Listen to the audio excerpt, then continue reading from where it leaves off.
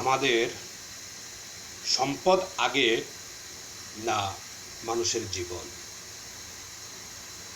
আপনারা জানেন আমাদের বাংলাদেশে গত কয়েকদিনে যে রণক্ষেত্র তৈরি হয়েছে, সেই রণক্ষেত্রে প্রায় 200-র অধিক মানুষের জীবন চলে গিয়েছে এবং শত শত মানুষ হাসপাতালের বেডে মৃত্যুর সাথে পাঞ্জা লড়ছে।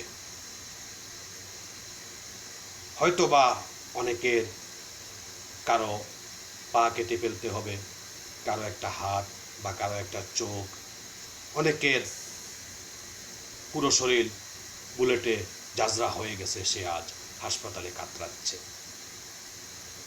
এগুলো নিয়ে আমাদের কোনো মাথা ব্যথা নেই। আমি সর্বপ্রথম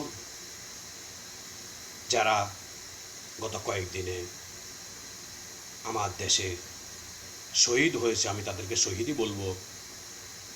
আল্লাহ পাক তাদেরকে জান্নাত ফেরদাউস নসিব করুক এবং তাদেরকে আল্লাহ পাক শহীদি মর্যাদা দান করুক এবং তাদের পরিবারের প্রতি আমার সমবেদনা জ্ঞাপন করি।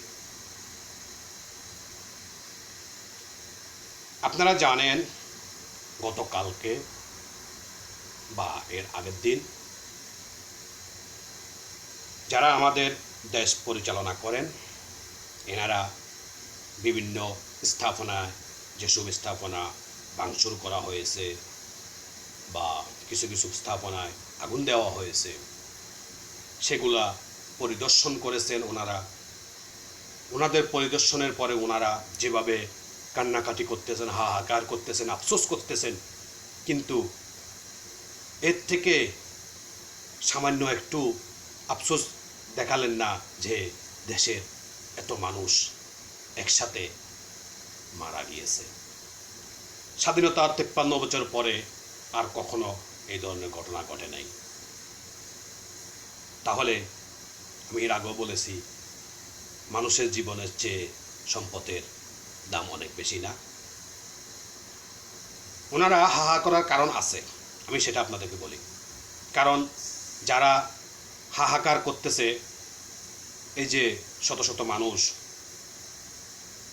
শহীদ হয়েছে, হাজার হাজার মানুষ আজ হসপিটালে,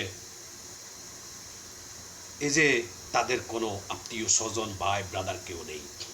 কারণ এদের ছেলে সন্তান সবাই দেশের বাইরে থাকে, আপনারা জানেন, আমরাও জানি। এই জন্য তাদের যে সম্পদের প্রতি তাদের এত আফসোস, হাহাকার, কারণ তারা তো এগুলো দিয়েই ইনকাম করে তাদের ছেলে মেয়েদেরকে পড়ালেখা করাচ্ছে, সেখানে আলিশান বাড়ি, আলিশান গাড়ি, বড় বড় ভার্সিটিতে তাদেরকে পড়াচ্ছে। কি বলবো, এখন পর্যন্ত আমরা দেখলাম না। আপনারা জানেন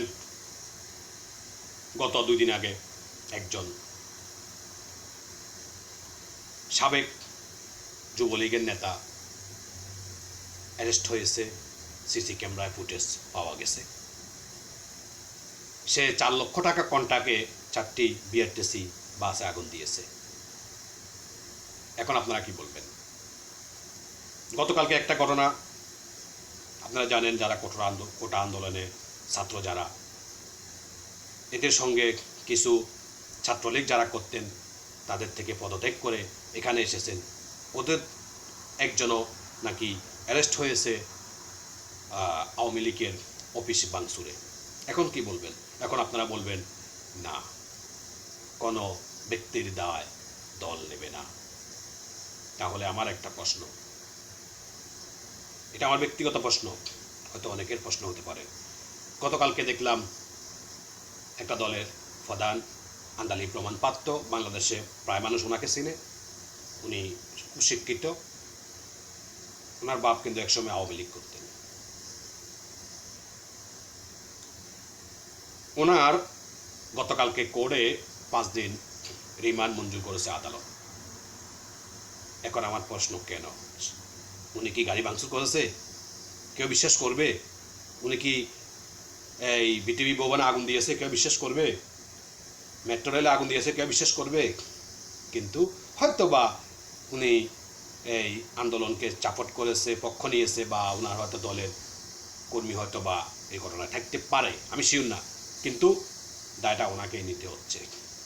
কিন্তু অন্য কোনো দলের সমস্যা নেই, সরকার, বিশেষ করে সরকার দলের যেই করুক সেটার দায়ভার সরকার নেবে না।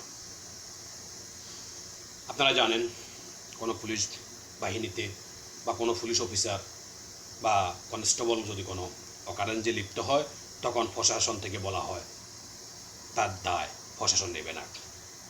কিন্তু যদি কোনো গোল্ড মেডেল পায় কোনো দেশের বাইরে শান্তির মিশনে গিয়ে, তখন কিন্তু বলে আমাদের বাহিনী, আমাদের বাহিনী।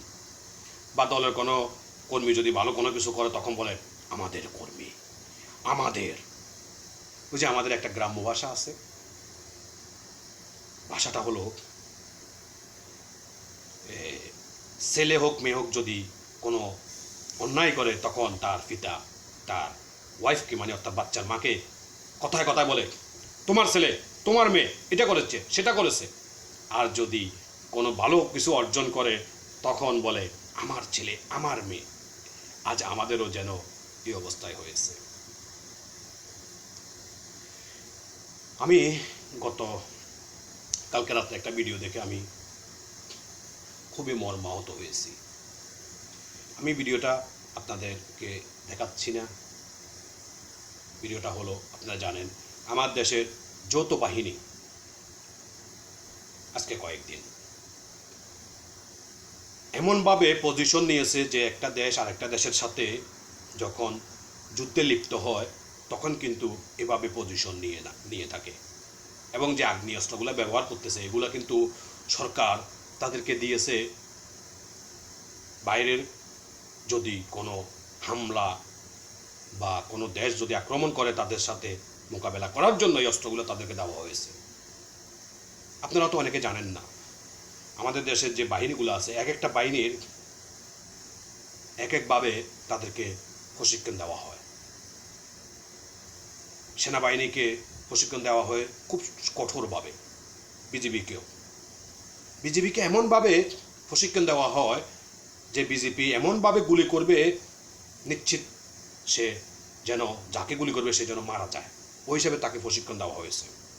সেই বিজেপি, যে সেনাবাহিনী এমনভাবে আমাদের বাংলাদেশের নিরস্ত্র নিরীহ সাধারণ জনগণের উপর যেভাবে গুলি চালাচ্ছে, আমি দেখি ভাবতেছি, এই জন্যই কি আমার দেশ স্বাধীন হয়েছে?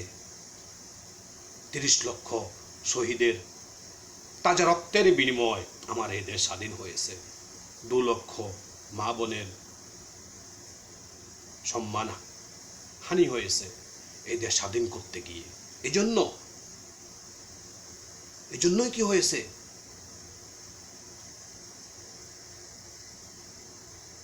কোনো কিছুর সাথে স্বাধীনতা, মুক্তিযোদ্ধা যারা শহীদ হয়েছেন, যারা জীবিত আছেন, কাউকে মিলাবেন না। ওনাদের সম্মান সবার ঊর্ধ্বে। কিন্তু আমাদের দেশে বৈরিতা সৃষ্টি হয়। চেতনা, শুধু চেতনা বিক্রি কেন? সবসময় চেতনা বিক্রি করবেন না। চেতনার কথা শুনতে শুনতে কান জ্বালাপালা হয়ে গেছে। খালি চেতনা, খালি চেতনা। এত চেতনা কেন আপনার? এত চেতনা দেখেন কেন আপনি?